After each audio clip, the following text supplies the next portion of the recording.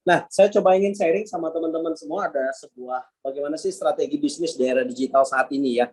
Jadi izinkan kurang lebih setengah jam ke depan saya ingin sharing sebuah proyek ini, di mana proyek ini saya yakin teman-teman sudah ada yang mengenal proyek ini atau bahkan sudah berkecimpung ya di aset digital. Nah, the world is change ya. Saya yakin sekali bahwa dunia itu sudah berubah, dan perubahan dunia itu kita boleh lihat di sini teman-teman bahwa kita mengalami 4 fase perubahan era ya. Dari sebagian kita mungkin tidak mengalami, tapi ada juga yang maaf mungkin usianya di atas 50 tahun pernah melewati fase-fase ini atau pernah melewati tahapan-tahapan ini. Yang pertama ada era agraris, di mana era agraris ini ya tren bisnisnya yaitu pertanian, ya peternakan dan barang tambang. Ya ini di awal di abad 17 18 ya. Kemudian era industri ya di mana sudah mengenal mesin uap, ya sudah ada pabrik dan lain sebagainya. Tren bisnisnya itu industri mesin uap dan manufacturing atau produksi massal. Yang ketiga era informasi. Ya era informasi itu identik dengan internet, dengan website, kemudian dengan bisnis online. Dan yang sekarang itu namanya industri 4.0 atau dikenal dengan industri 4.0, di mana penggabungan antara teknologi cyber atau teknologi internet dengan teknologi otomatisasi. Jadi serba otomatis. Ya, salah satu contohnya teller di bank ya. Kalau dulu kita mau ngeprint buku tabungan ya kita harus antri. Kalau sekarang nggak perlu, semua udah digantikan oleh mesin ya atau dengan robot. Termasuk juga di pabrik-pabrik, bahkan beberapa hotel di Jakarta resepsionisnya udah robot semua. Jadi artinya ini adalah era di mana tenaga manusia itu sudah cukup berkurang ya, digunakan atau dipekerjakan, digantikan dengan tenaga robot ya, atau tenaga cyber ya. Nah, ini ada sedikit quote teman-teman, salah satu kunci untuk menciptakan kekayaan adalah temukan kemana tren mengarah dan bergegaslah ke sana lebih dulu. Jadi kalau Anda ingin tahu orang-orang kaya itu rata-rata mereka tahu arah tren itu kemana dan mereka pergi lebih dulu gitu. Nah, termasuk industri yang ingin saya sampaikan malam hari ini. Nah, kita bicara digital bisnis ya, kira-kira bisnis digital itu apa aja sekarang ya? Ada edukasi teknologi ya, artinya semua serba boleh dibilang ya serba teknologi ya. Edukasi, contoh ada platform atau ada aplikasi Ruang Guru ya. Kemudian travel, saya nggak perlu bahas ya travel karena teman-teman saya yakin sering traveling. Kemudian travel ya kayak Traveloka, health tech ya, kesehatan, teknologi kesehatan itu ada HelloDoc. Kemudian food tech ya ada Grab, ada GoFood dan lain sebagainya. Kemudian ada e-commerce ya, online shopping ya. Kemudian ada transport teknologi, kemudian ada fintech, financial teknologi, pinjol gitu ya, pinjaman online, itu bagian dari fintech. Kemudian agritech, jadi agrikultur teknologi, di mana kita bisa memiliki lahan tanpa harus bercocok tanam langsung karena apa, bekerja sama atau berkolaborasi. Dan satu lagi ada yang namanya aset digital. Nah, aset digital ini apa sih gitu kan? Ini agak menarik nih ya, karena yang kita tahu aset ini selama ini fisik gitu. Nah, saya coba ingin sedikit sharing bahwa teman-teman, apa sih aset digital? Aset digital itu adalah yang selama ini dikenal oleh masyarakat umum, yaitu ya video, gambar, suara, dokumentasi gitu ya. Itu adalah aset digital. Dan seiring perkembangan zaman itu yang namanya data pelanggan dan channel digital itu juga disebut sebagai aset digital. Mungkin Bang Sobran atau Mas Habib ya, atau di sini saya lihat, saya baca satu-satu, mungkin ada Mbak Dian pernah dapetin SMS ya, kemudian Bang Herman mungkin pernah dapetin SMS nawarin kartu kredit gitu ya, nawarin asuransi gitu kan. Dari mana mereka tahu data dari kita gitu loh. Nah, itu disebut dengan asetnya digital ya, data pelanggan adalah aset digital. Nah, aset itu sendiri teman-teman, itu harta yang bisa dikonversikan dalam nilai rupiah atau nilai tunai. Yang kedua bisa dimiliki atau dikuasai oleh perorangan atau perusahaan yang kemudian dapat diperjualbelikan ya. Kemudian juga aset itu sifatnya produktif ya dan bisa dipindah tangankan. Nah, saya akan lebih coba agak mengerucut lagi bahwa ada dua jenis aset ya, yang selama ini kita hanya tahu aset itu aset fisik ya, ada emas, tanah, properti, saham gitu ya. Selama ini kita hanya tahu itu gitu loh. Ya, orang yang apa namanya punya tabungan emas ya nggak salah. Orang yang punya tanah, properti ya nggak salah gitu loh. Tapi itu hanya sebagian dari aset atau hanya sebagian kecil dari aset. Nah, itu disebut dengan aset fisik. Yang kedua ada namanya aset digital. Nah, aset digital sekarang ini, kalau kita pengen punya saham ya nggak perlu lagi kita harus ke bursa saham. Ya datang langsung ke perusahaannya nggak perlu. Kita cukup pakai marketplace-nya aja. Ada Bareska, ada Finansialku, ada Bibit gitu ya. Kemudian platform digital YouTube, ya, Facebook, IG, TikTok, online shop, ya, itu adalah aset digital. Ya, kalau Anda tahu Atta Halilintar, siapa yang nggak kenal ya sama beliau, Atta Halilintar? Atta Halilintar di saat orang belum beramai-ramai atau belum menjadi tren menjadi YouTuber, ya beliau sudah duluan gitu ya. Beliau sudah duluan membuat konten, saya waktu itu ingat banget, yaitu Gen Halilintar, ya, keluarganya. Di saat orang lain belum euforia tuh, belum heboh tentang YouTubers. Ya, tapi si Atta Halilintar lebih dulu, ya, lebih dulu ke arah tren ke sana gitu. Dan alhasil sekarang yang namanya Atta Halilintar itu tidak kurang penghasilannya 10 miliar dari AdSense di YouTube-nya. Dan ada satu lagi namanya NFT, ya, non fungible token, ya, mungkin kemarin heboh-heboh ada seorang anak muda, saya lupa namanya, yang dia rajin selfie dan fotonya itu beredar di dunia maya dan ditawar, ya. Itu disebut dengan NFT. Nah, kemudian ada satu lagi aset digital namanya aset cryptocurrency. Nah, saya tidak tahu teman-teman apakah teman-teman sudah pernah dengar dengan aset cryptocurrency, ya, apa itu Bitcoin, apa itu Ethereum, Doge, ya, Degree Crypto Token, ya. Kalau teman-teman belum paham, saya coba sedikit sharing, ya. Apa sih aset digital cryptocurrency? Cryptocurrency itu adalah sebuah komoditas yang bisa diperjualbelikan tapi dia tidak punya wujud atau disebut dengan non tangible, ya. Jadi sifat fisiknya tidak ada secara fisiknya, tapi dia memiliki nilai. Itu disebut dengan cryptocurrency. Ya, cryptocurrency ini sudah berkembang sejak tahun 90-an. Ya, bahkan di beberapa negara maju itu sudah sangat berkembang sekali. Nah, kita mengenal cryptocurrency ini kurang lebih baru 10 tahun terakhir. Ya, dikenal oleh masyarakat global. Selama ini orang nggak tahu apa itu cryptocurrency. Nah, kripto itu sendiri itu berbasis atau boleh dibilang berasal dari kata namanya kriptografi. Nah, kriptografi ini sudah ada waktu zaman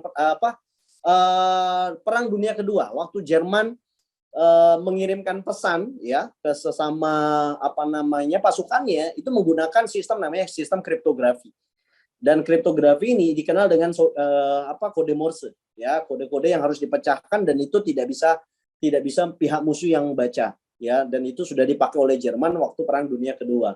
Nah, kemudian cryptocurrency sendiri memiliki fungsi untuk pembayaran di beberapa dunia. Kalau Anda lihat di bawah ini ada ATM-nya Bitcoin gitu ya.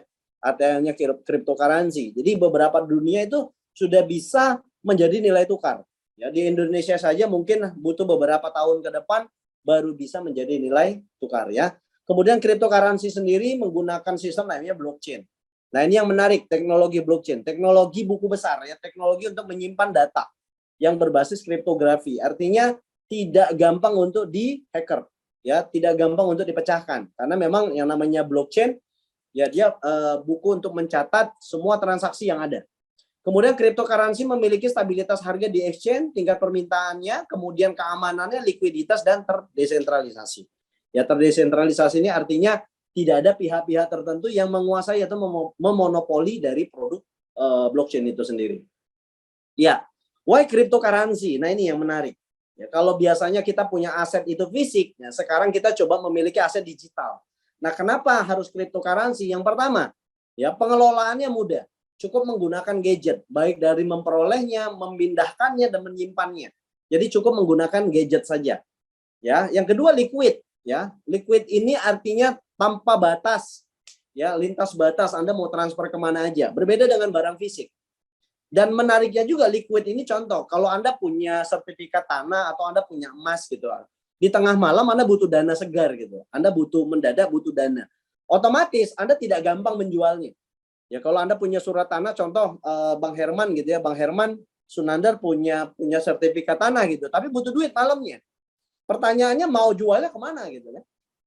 Ya, kalau Bang Herman punya emas, ya pertanyaannya besok pagi nunggu toko emasnya buka gitu kan? Betul kan? Berbeda kalau aset digital. Kalau aset digital itu kita butuh dana segar tengah malam, ya udah tinggal jual di market dan marketnya 24 jam. Ya, dan itu liquid. Bahasanya itu liquid itu gampang mencairkannya. Yang ketiga, pertumbuhan nilai ekonominya sangat tinggi. Yang keempat, transparan sekali lagi, ya. Jadi semua bisa dicek. Oke, saya lanjut.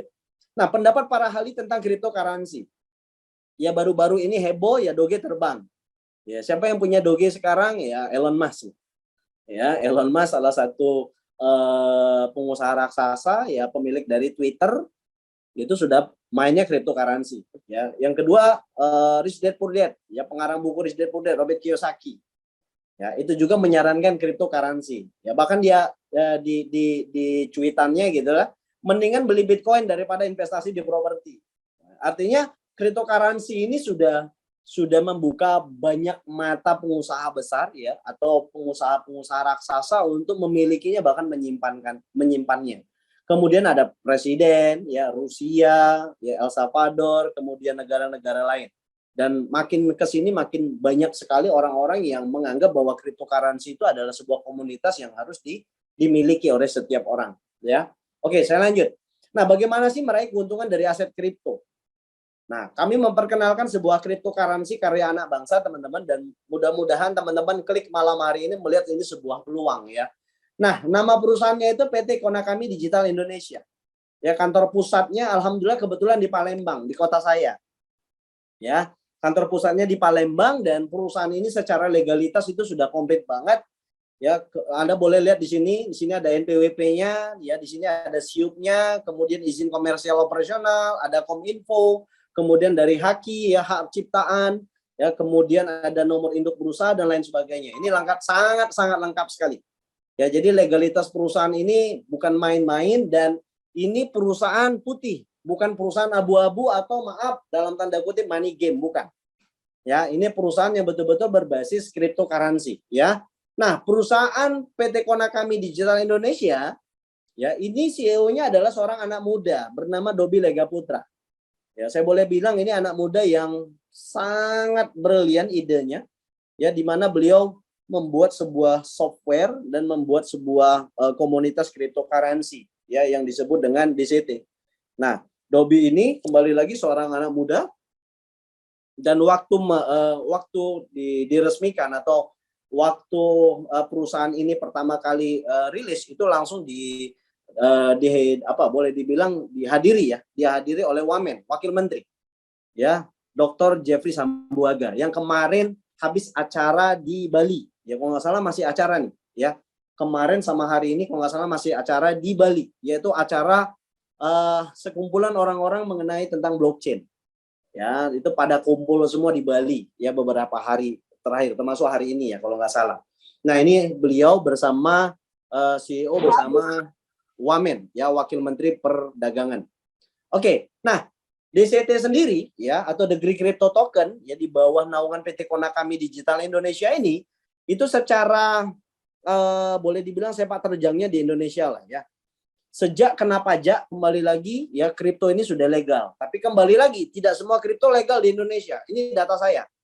Silakan Anda buka di bapepti.go.id ada 383 aset kripto yang boleh diperdagangkan di Indonesia. Ya, salah satunya adalah ini Degree Crypto Token. Ya, di nomor 368. Ini ada namanya Degree Crypto Token. Nah, ini sudah fix kita mendapatkan izin dari Bapepti dan sekali lagi DCT aktif banget dalam acara nasional maupun acara-acara internasional untuk mendukung bahkan mensponsori acara-acara tersebut. Dan acara di Bali kemarin ya sama hari ini itu juga salah satunya sponsornya adalah perusahaan Degree Crypto Token ini. Dan PT Konakami Digital Indonesia menjadi perusahaan yang mempelopori pajak ya pajak jasa penambangan aset kripto. Dan 10 token lokal baru yang lulus persyaratan Bapepti salah satunya adalah Degree Crypto Token. Ya di situ ada Anocoin, kemudian ada PTU token. PTU token itu punya pintu. Ya, punya pintu. Kemudian ada kunci ya dan lain-lain, ya. Kemudian secara halal ya. Alhamdulillah kripto ini sudah masuk dalam tingkat halalnya luar biasa karena ada akad jual belinya di sini. Oke, saya lanjut. Data dan fakta. Nah, ini mengenai DCT ya, mengenai data dan fakta. Degree Crypto Token ini sendiri itu sudah tercatat di CoinMarketCap. Kemudian kita menggunakan blockchain TRC20 atau dikenal dengan Transcan ya. Kemudian kita sudah lulus audit dari Certic dan Telesker. Nah, kalau Anda baca di sini ya silakan. Mungkin Bang Sobran bisa mengartikannya ya. New audit is complete. Degree crypto.com as a result of the audit. No error were found ya that affect the security of user fund on the contract. Jadi ini audit yang baru, dia bilang gitu, sudah auditnya sudah komplit, sudah selesai dan tidak ditemukan hasil ya dari audit itu, tidak ditemukan hasil yang error, tidak ditemukan yang punya dampak bahwa dari tingkat keamanan termasuk kontraknya itu bermasalah. Ya, itu tidak ditemukan. Atau boleh dibilang bahasa sederhananya tidak ditemukan kemungkinan scam. Begitu bahasa sederhananya. Ya, seperti itu. Saya lanjut. Nah, bagaimana cara mendapatkan keuntungan dari DCT? Nah, saya sudah mulai masuk nih, ya, ke dalam poinnya. Ya, yang pertama ada holding, trading, lending, dan mining. Saya tidak bahas holding, tapi bisa nggak holding? Bisa. Bang Herman beli koinnya di market, habis itu simpan. Holding, nahan. Ya, nggak perlu dijual gitu loh. Holding, nahan. Tahan aja. Kalau teman-teman dulu beli Bitcoin tahun 2013 gitu ya, tahan aja. Harga turun tahan gitu ya. Puncaknya kemarin 2021. Satu Bitcoin harganya 940 juta gitu ya. Ya, saya tahu Bitcoin tahun 2009. Bang Sobran, saya tahu Bitcoin itu dari 2009. Ya sama, karena kurang informasi dan tidak mau mencari tahu. Dulu saya tahu harga Bitcoin itu dari 20 perak. Ya, 20 perak saya tahunya. Cuman ya kembali lagi, karena tidak mau tahu dan tidak mau mencari tahu, ya kita nggak jadi apa-apa gitu.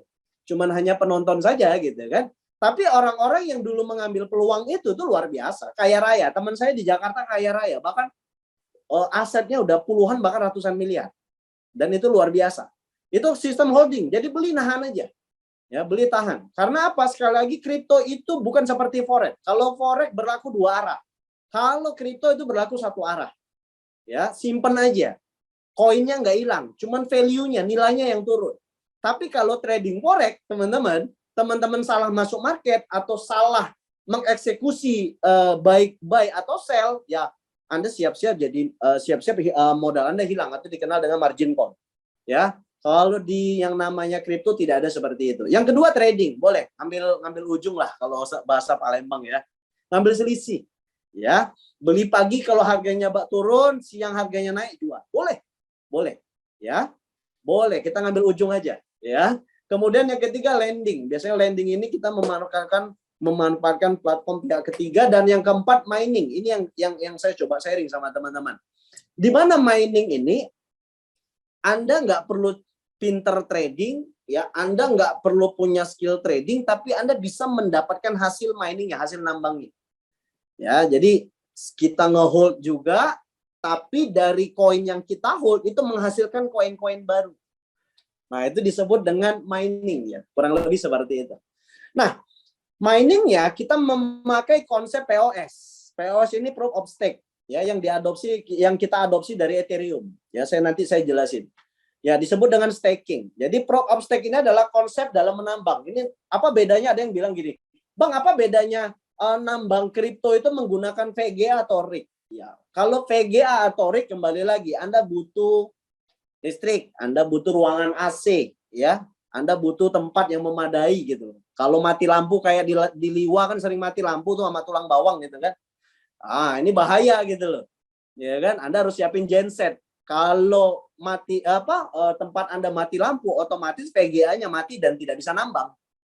Tapi berbeda dengan POS, proof of stake ini. Ya, kalau pakai alat namanya POW, proof of work, pakai alat hardware, ya, pakai alat yang ada bentuknya gitu, gede gitu atau kecil. Kalau ini POS, pakai yang namanya software saja. Nah, software yang Anda download, ya, dan di situ lebih sederhana. Kenapa? Kembali lagi, Anda mau mati lampu, Anda nggak ada kuota, Anda memang internetnya nggak ada, ya udah, karena konsepnya ini adalah POS, dia per periode akan terus menghasilkan secara otomatis, walaupun mati lampu. Bahasa kasarnya begitu. Nah, jadi aset kripto yang POS ini, jadi kita nambang modalnya koin gitu, menggunakan alat. Ya, kita sewa alatnya, nambangnya di blockchain, pakai alat namanya DCT miner, per periode kita dapat namanya block reward. Apa sih block reward? Ya, block reward itu adalah bentuk insentif dari hasil kita nambang. Ya, itu bentuk insentifnya, bahasanya gitu. Bonusnya ya, bonus nambangnya. Nah, saya coba ingin lebih detail lagi sama teman-teman. Apa sih ya The Grey Crypto Token ini? Ya, The Grey Crypto Token ini adalah sebuah token yang suplainya terbatas. Ada yang nanya gini, Bang, apa bedanya token sama koin? Ya gitu kan. Kalau koin dia udah punya blockchain sendiri. Tapi kalau token dia biasanya masih nginduk dengan salah satu blockchain. Ya, dia belum punya blockchain sendiri. Nah, makanya disebut dengan token. Tapi kalau koin dia udah punya blockchain sendiri. Nah, supply kita terbatas. Kenapa Bitcoin harganya mahal, Bang Herman? Ya, kenapa harga Bitcoin mahal? Karena ya, supply-nya itu terbatas, cuman 21 juta. Ya, beda sama emas di Freeport. Kalau emas di Freeport masih banyak. Ya kan? Tapi kalau Bitcoin jumlahnya itu terbatas. Karena terbatas itulah ada supply, ada demand. Ada supply stok barang, ya kan? Ada permintaan demand-nya gitu loh, supply demand. Jadi kalau Bitcoin itu kenapa harga hari ini mahal? Karena semakin ke sini makin ke sini stoknya Bitcoin yang ada di blockchain itu terbatas. Tapi permintaannya banyak, ya sama aja kayak kita jualan cabai rawit lah. Ya kan? Bang Herman butuh cabai rawit tapi barangnya langka. Bang Sobran yang jual gitu ya, otomatis harga naik. Ya, jadi nggak ya murni yang namanya kripto itu pasti supply demand. Nah, saya lanjut, DCT ini sendiri atau Degree Crypto Token ini supply-nya terbatas cuma 7 juta. Sirkulasi pertama itu yang sudah beredar 300.000. Ya, jadi 300.000 itu sudah beredar, sudah di market lah bahasanya gitu. Nah, yang masih ada di blockchain, yang masih ada di perut internet yang bernama blockchain ini, yang harus kita pecahin sama-sama, kodenya mau kita tambang ini, itu masih ada supply-nya 6,7 juta. Nah, itulah yang mau kita tambang. Ya, bersama-sama gitu loh. Dengan menggunakan blockchain teknologi TRC20. Nah, teman-teman, DCT ini sendiri mengadopsi 3 sistem teknologi aset kripto. Yang pertama Bitcoin. Nah, Bitcoin ini ada program namanya helping program. Ya, kalau Anda lihat Bitcoin tahun 2021, Bang Herman, wah itu gila harganya. Oke ya, barangnya langka, tapi permintaannya banyak. Nah, otomatis harganya tinggi, betul ya. Nah, ini yang dahsyat gitu. Nah, Bitcoin itu polanya per 4 tahun helpingnya. Ya, per 4 tahun. 50% hilang gitu. 50% langka tuh produk. Makanya harganya mahal. Diperkirakan tahun 2024-2025, Bitcoin mengalami helping lagi. Dan harganya itu diprediksi bisa satu Bitcoinnya harganya kurang lebih 2,1 miliar. Ya, satu Bitcoinnya, gitu ya, satu Bitcoin. Karena apa? Barangnya langka. Dan kelangkaan itu per 4 tahun sekali kalau di Bitcoin. Nah, karena Bitcoin ini sudah teruji dengan program helpingnya, makanya DCT pun belajar dari Bitcoin. Di DCT helpingnya itu per 2 tahun. Ya, per 2 tahun barangnya langka. Per 2 tahun nambangnya lagi langka gitu. Nambang itu agak-agak sedikit susah gitu. Ya itu tadi kemungkinan karena barangnya langka, permintaannya banyak, diprediksi harga naik. Nah, yang kedua, ada program yang namanya dari Ethereum, yaitu tadi POS, Proof of Stake. Saya udah jelasin tadi di slide sebelumnya bahwa ini mengalahkan, bukan dimalahkan ya, menekan biaya kos ketika kita menggunakan alat PGA. Makanya kita menggunakan polanya Ethereum yaitu POS, Proof of Stake. Jadi cukup menggunakan perangkat lunak saja atau software. Nah, yang ketiga, kita mengadopsi sistem polanya BNB, Binance. Ya, Binance ini burning. Nah, burning. Jadi umpamakan BNB itu ada 10.000 koin di market. Nah, itu diborong semua. Dibeli semua, dibakar. Supaya apa? Ya kan? Supaya harga tetap bagus, ya kan, dan koin pun makin stabil. Nah, 3 konsep inilah yang dimiliki oleh jawara-jawara dari koin atau cryptocurrency, dan itu diadopsi menjadi satu boleh dibilang satu program lah, satu program di DCT ini. Seperti itu, teman-teman. Saya lanjut. Nah, ini perjalanan dari Degree Crypto Token. Ya, di 1 tahun pertama ya itu harganya itu 126.000. Wah, ya di apa pre-sale ya. Di pre-sale-nya itu harga perdanya 126.000. 1 tahun kemudian jadi 1,5 juta Bang Herman. Ya kan, kira-kira berapa kali lipat itu ya, 1000% naiknya, betul ya? Jadi itu naiknya luar biasa gitu. Dari 126.000 awal DCT ini ada free sale-nya, 1 tahun kemudian itu kurang lebih 1 juta, 1,5 juta. Nah, per hari ini berapa harganya gitu? Kita langsung buka aja. Oke. Per hari ini itu kalau Anda buka di Digital Exchange per harga hari ini, oke, nah itu. Nih. 5.949.000. Kurang lebih 6 juta sekarang. Dan mungkin saya boleh, ya saya nggak mau overclaim, ya. Cuman saya boleh bilang sama teman-teman bahwa DCT ini dalam perjalanannya hampir 3 tahun, belum pernah balik ke angka 1,5. Apalagi ke 126.000, Bang Sobran. Balik ke menyentuh harga 1,5 aja belum pernah. Apalagi harga dasar 126.000. Nah, DCT belum pernah. Ya, paling rendah DCT di angka 2,4 2,5 juta per satu koinnya. Ya, sekarang sudah 6 juta. Ya, saya 2 bulan lalu itu beli di harga 4.300.000. Istri saya beli di harga 47. Sekarang udah harganya 6 juta. Oke, saya lanjut. Nah, ini teman-teman, saya akan kenalin ya salah satu produk untuk kita nambang namanya DCT Miner X1, di mana mesin ini ya bisa Anda isi 0,1 sampai dengan 10 DCT. Ya, Anda bisa isi kapasitasnya dari 0,1 sampai 10 DCT. Nah, apa fungsinya Anda isi gitu loh. Kalau Anda cuma beli alat, tidak Anda isi dengan koinnya atau dengan tokennya, otomatis dia nggak bisa nambang. Ya, ibarat kata mau nambang DCT ya modalnya harus DCT. Ya gitu. Jadi pancingannya gitu. Anda mau dapat koin, ya modalnya pun harus koin. Jadi Anda beli alat, oke. Alatnya itu disebut dengan DCT Miner X1 dan alat itu bisa Anda isi dari 0,1 sampai dengan 10 koin.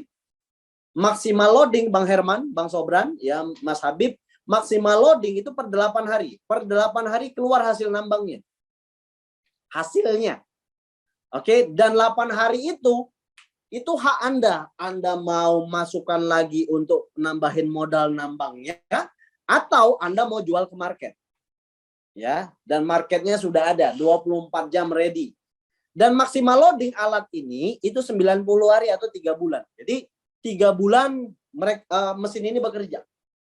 Per 8 hari ngasilin. Ya, jadi per 3 bulan maksimal kerjanya, tapi per 8 hari dia ngasilin. Nah, ini yang menariknya gitu ya. Dan harganya cukup murah. Kurang lebih 1.665.000 atau kurang lebih sederhananya gini. Per bulannya itu sewanya 500.000 lah kurang lebih. Ya, per bulannya gitu. Nah, ini yang menarik ya. Nah, ingat tadi per 8 hari teman-teman kita dapat namanya block reward. Ya, Bang Sobran, Bang Habib, Bang Ilham dan teman-teman semua yang nggak bisa saya sebutin satu-satu karena videonya dimatiin semua nih kayaknya. Saya fokus sama yang menyalakan video aja. Ya. Nah, per 8 hari kita dapatnya itu 3,75% dari modal koin yang kita punya. Paham ya? Dari kita punya koin berapa? Nah, pokoknya 3,75% dari koin yang kita punya. Bang, kalau nggak punya koin, ya apa mau dikaliin? Nah, ya kan gitu. Kalau nggak punya koin, apa yang mau dikaliin gitu loh. Nggak ada gitu loh. Nah, tapi minimal 0,1 koin udah bisa nambang. Ya. Nah, kemudian stage pertama itu 3,75%. Artinya apa? 2 tahun. 2 dikali 365 hari. Kalau Anda lihat di sini. Berapa lama kita dapetin 3,75%? Yaitu 2 tahun. Dan akan berakhir April 2023. April 2023. Ya kita aja yang terlambat tahunya tentang DCT kan. Ternyata DCT ini udah running. Ya udah running, kitanya aja masih sibuk main robot gitu kan. Masih sibuk main yang halu-halu gitu ya. Ya teman-teman yang dari awal sudah nambang itu nikmatin 3,75% sampai bulan April 2023. Setelah itu turun menjadi 3%. Bang kok turun? Kecil dong.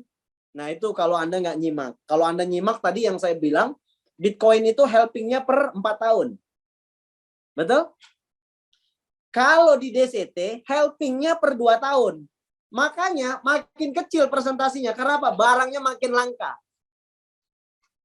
Otomatis kalau barang langka, permintaan banyak, walaupun 3%, tapi diperkirakan harga nggak mungkin 6 juta. Ya, diperkirakan harga Bang Sobran itu bisa 15 sampai 18 juta. Bahkan perhitungan kita secara matematis, ya hitungan saya sama Mas Awal dan kawan-kawan, diprediksi tahun 2023, ya mudah-mudahan itu harga satu dari DCT ini itu menyentuh minimal 26 juta. Satu koinnya.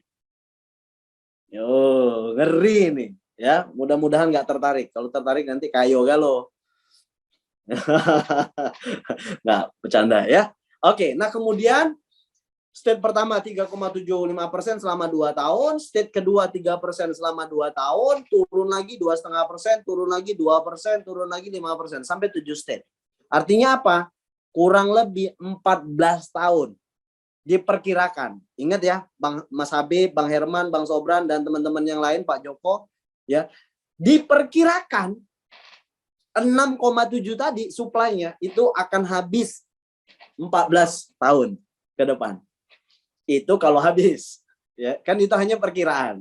Tapi secara ilustrasi, ya Bitcoin aja dengan supply 21 juta, sekarang sudah jalan 13 tahun, 12 tahun, hampir 13 tahun. Dan itu masih menyisakan stok yang cukup banyak ya. Masih sekitar 1,8 juta lagi stok Bitcoin di blockchain. Dan itu logaritmanya makin susah untuk mendapatkannya. Karena apa? Ya itu tadi block rewardnya makin kecil, makin kecil, makin kecil, dan barang makin langka. Ya, ketika barang langka, harganya gila. Ya, betul begitu Pak Joko ya? Ya, saya lanjut. Nah, ini estimasinya teman-teman. Kurang lebih hitungannya. Ya, hitungannya kurang lebih seperti ini. Jadi, apa namanya, 10 DCT ya, di 10 DCT itu 10 koinnya atau 10 tokennya. Kalau sekarang di harga 6 juta lah ya, jangan 6 juta 100 ya, karena 6 juta 100 ini estimasi kemarin tanggal, kalau Anda boleh lihat di tulisan saya yang di bawah, itu 25 Oktober 2022 itu harga 6,1. Setelah itu naik 6,2, turun ke 6 juta, turun 59. Nah sekarang stabil di angka 6 juta, 6 juta 50, ya stabilnya di angka itu. Nah, contoh, kalau Bang Herman punya duit, pengen beli 10 koin, berarti 10 koin dikaliin harga pasaran. Ya, jangan beli koinnya sama Bang Ilham, karena Bang Ilham nggak jual koin. Ya, ingat, kembali lagi, karena kita bukan BO nih, bukan money game. Jadi belinya nggak lewat upline, nggak lewat sponsor, karena nggak ada istilah upline sponsor di sini. Istilahnya kita sama-sama penambang. Ya, sama-sama penambang nih kita. Jadi kita beli koinnya di mana? Di market. Marketnya apa? Digital exchange. Sementara masih digital exchange. Beli koinnya di sana gitu, di market. Ya bisa Anda tawar atau Anda ingin beli instan. Di situ kan ada yang jual, ada yang beli. Ya tinggal Anda lihat aja penawaran yang mana. Contoh Anda Bang Herman beli 6 juta satu koinnya. Nah, Abang pengen beli 10, pengen penuhin satu mesin itu. Berarti 10 kali 6, berarti 60 juta tambah sewa alat. 1.665.000 per 3 bulan. 1.665.000. Jadi modalnya 60 juta tambah 1.665. Totalnya 61.665.000. Per 8 hari. Nah, per 8 hari kan Bang Herman punya 10 koin. 10 koin itu yang dikalikan 3,75%. Habis itu ketemu dikurangin lagi pajak, karena kita kan bayar pajak nih, ya kan, bayar pajak. Jadi dikurangin pajak sama admin 11,1%. Ketemulah fix di angka ini 0,33. Ini fix. Ingat ya, 10 koin dikali 3,75% per 8 hari kita dapat gitu ya, per 8 harinya kita dapat. Nah, ini per 8 harinya menghasilkan kurang lebih 0,33 DCT. Ingat, reward tokennya fix. Yang tidak fix rupiahnya. Karena apa? Ketika kita nambang hasilnya koin, dan koin ini kita jual di market, otomatis ngikutin harga jual di market saat itu. Kalau harganya sama 6 juta, Waktu kita beli 6 juta, per 8 hari kita jual harga masih sama 6 juta, ya berarti Bang Herman itu dapatnya kurang lebih 1,980 sampai dengan 2 juta 100. Kurang lebih. Per 8 hari loh ya. Per 8 hari. 1 bulannya kurang lebih 6 sampai 7 juta, 3 bulannya 22 juta, 6 bulannya 40-an juta, 12 bulan 88 juta. Bang, kapan balik modalnya? Kalau tidak ada kenaikan harga, estimasi antara 8 sampai 10 bulan. Ya, 8 sampai 10 bulan balik modal. Tapi nggak perlu dipikirin balik modal sebenarnya. Kenapa? Kan koin Anda utuh. Koinnya utuh, tetap ada di mesin itu gitu. Anda nikmatin untung aja per 8 hari. Saya kasih ilustrasi begini. Contoh Pak Joko. Pak Joko, Pak saya nawarin sebuah lahan. Nah, atau sebuah kandang. Paham ya? Kandang ini saya sewahin, Pak Joko. Mau nggak sewa kandang dari saya, ibarat gitu. Nah, kandang ini, Pak, Bapak bisa beli ayam. Diisi ayam. Ayamnya beli ke market, Pak. Beli ke pasar. Entah pasar Banjarbaru kah? Ya, pasar Kalimantan Banjarmasin kah? Pokoknya beli ayam gitu. Nah, ayamnya Pak Joko dapat. Bapak masukin ayamnya ke dalam kandang. Per 8 hari, ayam ini bertelur, Pak. Telurnya itu yang Pak Joko jual, bukan ayamnya. Tapi telurnya. Nah, pertanyaannya gini, Mas, berapa harga telur? Ya tergantung harga pasaran waktu Bapak mau jual telurnya. Ayamnya masih utuh nggak? Ya masih utuh. Toh yang dijual telurnya. Kan begitu. Jadi ingat, konsep menambang tuh seperti itu. Anda sewa kandang, Anda beli ayam, ayamnya Anda masukin ke dalam kandang, dan per 8 hari ayamnya ini bertelur. Nah, telurnya itu Anda jual. Beternak, beternak. Iya, betul. Ya. Nah, pertanyaannya Pak Joko, per 3 bulan, kandang ini arep di-maintain, Pak. Arep diresekno. Ya kan, mau dibersihin, mau di-maintain, nah per 3 bulan. Tapi enggak ngurangin. Ingat, enggak ngurangin ayamnya. Telurnya. Ada juga pertanyaan gini, Pak, kalau pengen telurnya banyak, piye? Ya ayammu piro, pitikmu piro. Kalau pitik ya siji, tunggal mawon, ya hasilnya ya kecil. Tapi kalau pitik ya enak 10, ayamnya ada makan. 10, ya hasilnya maksimal. Gimana Bang? Ya, nyambung ya. Sampai sini mungkin teman-teman bisa dipahami. Jadi konsepnya sangat sederhana sekali konsep menambang ini. Nah, di sini kalau kita maksimal punya 10 koin. Tapi ada yang nanya gini, Bang Ade, nggak semua orang punya kemampuan beli 10 koin. Jelas, saya percaya. Ya, karena ekonomi kita berbeda-beda. Nah, saya tawarin yang kecil. Modalnya 4 koin. Bisa nggak? Ya bisa. Toh mesin ini bisa diisi dari 0,1 koin sampai dengan 10 koin. Mau diisi 4 koin boleh nggak? Boleh. Gimana ngitungnya? 4 dikali 6 juta. Kurang lebih 24 juta. Ditambah sewa alat 1665. Jadi 25.665.000. Per 8 hari, karena Bang Herman tadi punya 4 ayam dalam satu kandang, itu telurnya cuma 0,13. Telurnya tadi. Kalau 10, telurnya 0,33. Beda ya. Karena punya 4, telurnya cuma ini. Nah, telurnya ini dijual di pasar. Ya kurang lebih harganya 700 sampai 900 ribu. 1 bulan berapa? 2 jutaan. 3 bulan berapa? 8 jutaan. 6 bulan berapa? 17 jutaan. Setahun berapa? 34 juta. Nah, pertanyaannya gini. Boleh nggak Bang? Kalau saya isi 1 koin aja dulu. Atau 2 koin, tapi dalam perjalanan nanti saya nambah. Boleh. Yang penting kandangnya itu maksimal Pak Joko isinya 10, Pak. Nggak bisa diisi rusak lebih dari itu. Gimana? Asal jangan kandangnya rusak. Nah, insya Allah kandangnya nggak rusak. Ya kan? Karena kandangnya software bentuknya. Legalitas kandangnya oke. Dan sudah nggak ISO nambang, ya kandangnya ya. Nambang kandangnya rusak nggak nambang? Iya, saya lanjut teman-teman. Nah ini kurang lebih estimasi perhitungannya. Kalau saya pribadi sederhana sih berpikirnya gini. Anda mau mulai satu koin pun nggak ada masalah. Karena kami tidak dapat apa-apa. Bang Herman, Mas Habib, Pak Joko, Bang Ilham, teman-teman yang lain nggak bisa saya sebutin satu-satu. 1 sen pun saya tidak dapat koinnya Anda. Karena Anda beli koinnya bukan sama saya. Tapi belinya di market. Kalau orang bilang, Pak, resikonya apa? Resikonya ketika Anda mau jual telur, harganya turun. Itu aja. Ya, itu aja. Nggak ada resiko yang lain. Pak, mungkin scam nggak? Scam gimana? Karena nggak ada beban sistem. Ya kan, perusahaan nggak makan koin. Saya selaku penginformasi nggak makan koin Anda. Karena murni belinya di market.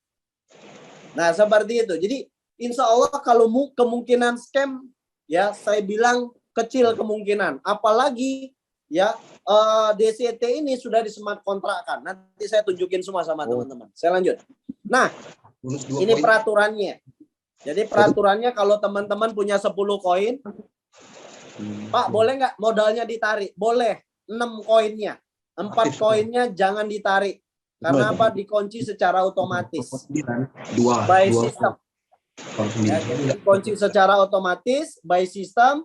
Jadi insya Allah di sini untuk kita untuk long term, jangka panjang. Karena apa? Menghindari orang-orang yang ngepam harga, menghindari investor-investor yang menghancurkan harga. Makanya di lock 4 koinnya. Dan ingat, walaupun di lock 4 koin ini akan terus menghasilkan koin ya dari hasil nambangnya. Seperti itu. Kemudian, nah ini aturan penting. Per 3 bulan kita wajib memperpanjang alat kalau mau terus nambang. Kalau nggak mau nambang, ya kan, 90 hari Anda tidak perpanjang, Anda masih dikasih waktu selama 90 hari ke depan. Tapi berhenti menambang sudah tidak ngasilin. Anda masih dikasih tenggang waktu, ya ibaratnya kartu perdana ya Pak Joko ya. Nggak diisi pulsa, nggak bisa nelpon, nggak bisa ngapa-ngapain, tapi isi urep, masih hidup. Ya kan, dikasih tenggang waktu. Lewat dari tenggang waktu, ya meninggoy kartunya. Ya kan, sama di sini juga, kalau nggak diperpanjang alatnya dalam waktu 90 hari ke depan, itu otomatis mesinnya hangus, koinnya hangus. Ya, dan itu di burning, masuknya ke black wallet atau ke black hole. Oke, saya lanjut. Nah, monggo nanti teman-teman ya boleh ada 3 poin yang teman-teman harus siapin ketika mau mulai nambang. Yang pertama, download mesin minernya, yaitu di Digitals, pakai S ya, digitalscommunity.co.id. Di situ tinggal di-download. Setelah itu beli pin aktivasinya sama orang yang mengundang Anda atau sama BC, Business Center. Yang ketiga, beli koinnya di digitalexchange.id. Bisa juga di Sunswap atau di Latoken. Ya. Habis itu nanti kita pandu bagaimana cara mulai menambangnya. Saya lanjut. Nah, ini keuntungan yang luar biasa. Kok Bang Ade semangat banget sih gitu ya. Padahal Bang Ade nggak dapat koin apa-apa tuh ketika ngajakin orang. Betul. Tapi kami sebagai orang miner atau menambang ya, kita dapat keuntungan itu bukan dari koinnya teman-teman kita. Tapi kita dapat bagi hasilnya itu atau sharing profitnya itu dari penjualan alat tadi. Penjualan software tadi senilai 1665. Nah, di sini ada kue yang cukup besar, teman-teman, yaitu keuntungan sebagai distributor atau agen. Ya, agen kota atau agen provinsi. Ini mendapatkan diskon 20% dari total pembelanjaan produk atau penjualan produk alat tadi. Alat tadi baik orang untuk memperpanjang alatnya atau yang kedua untuk orang yang baru ingin mulai menambangnya. Jadi kita stok alat dan kita dapat diskon 20%. Nah, di sini teman-teman ya keuntungan kita sebagai orang yang aktif. Ada yang WA tadi, Bang, kalau modal 3 koin saya mau pasif boleh nggak? Ya boleh lah. Silakan kalau mau pasif. Ya kan? Pasif cukup menikmati 3 koin Anda aja. 3 dikali 30 3 dikali 3,75% dikurangin pajak ya kurang lebih dapatnya 0,08. Ya per 8 hari silakan, nggak apa-apa. Tapi kalau Anda mau aktif, nah di sini ada jatahnya juga. Contoh, kalau Anda beli 2 mesin sekaligus dalam satu nota atau dalam sekali transfer, Anda dapat potongan diskon 7% dari alat. Bukan dari koin, karena dari koin nggak dapat apa-apa Bang Herman. Ya kan? Yang kedua, diskon 10% kalau beli 3 alat. Diskon 13% kalau beli 4 alat. Diskonnya 3%. Ini diskon potongannya di awal. Jadi Bang Herman beli 2 mesin, diskon 7%. Jadi langsung diambil tuh Bang, 7%-nya. Nggak perlu masukin ke sistem kayak MLM. Kalau si MLM harus diinput dulu segala macam. Enggak, ini potong aja di muka selesai. Jadi Pak Joko nggak ribet ya Pak Joko ya. Langsung potong di depan Pak. Untuk duit ngopi, table talk bisa langsung nongkrong di depan, potongnya di depan. Nah ini, kalau kita belum punya alat, tapi kita sudah pengen cerita atau pengen aktif, kita belum nambang. Bang Sobran belum nambang. Karena faktor buntu tadi mungkin ya. Belum nambang, umpamakan. Belum nambang. Tapi sudah mau aktif, boleh. Ya kan? Kalau bisa jualan 2 alat, diskon 5%. Jualan 3 alat, dapat 7%. Jualan 4 alat, dapat 10%. Jadi tenang aja gitu loh. Walaupun kita belum nambang, tapi sudah bisa jualan alat tambang, ya dapat bonus juga. Oke ya, sampai sini bisa dipahami. Saya lanjut. Nah ini insentif khusus orang yang sudah menambang. Nah, kalau Bang Sobran belum nambang, belum bisa ke jenjang ini.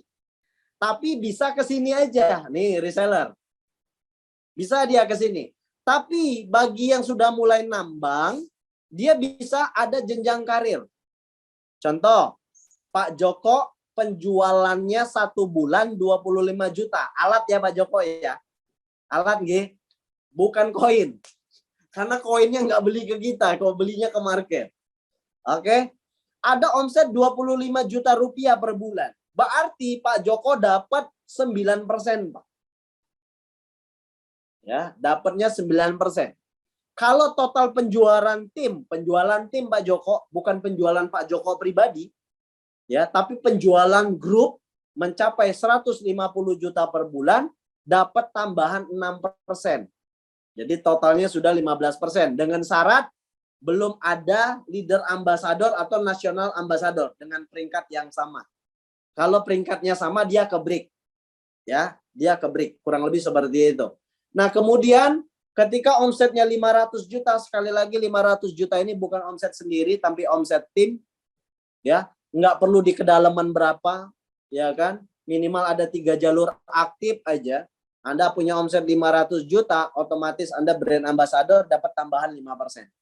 Dan yang terakhir, Master Brand Ambassador punya omset total grup 3 miliar. Dapat tambahan 3%. Nah, di sini saya agak tergugah teman-teman. Kenapa saya semangat jalanin PT Konakami ini, DCT ini, khususnya untuk aktif. Kenapa?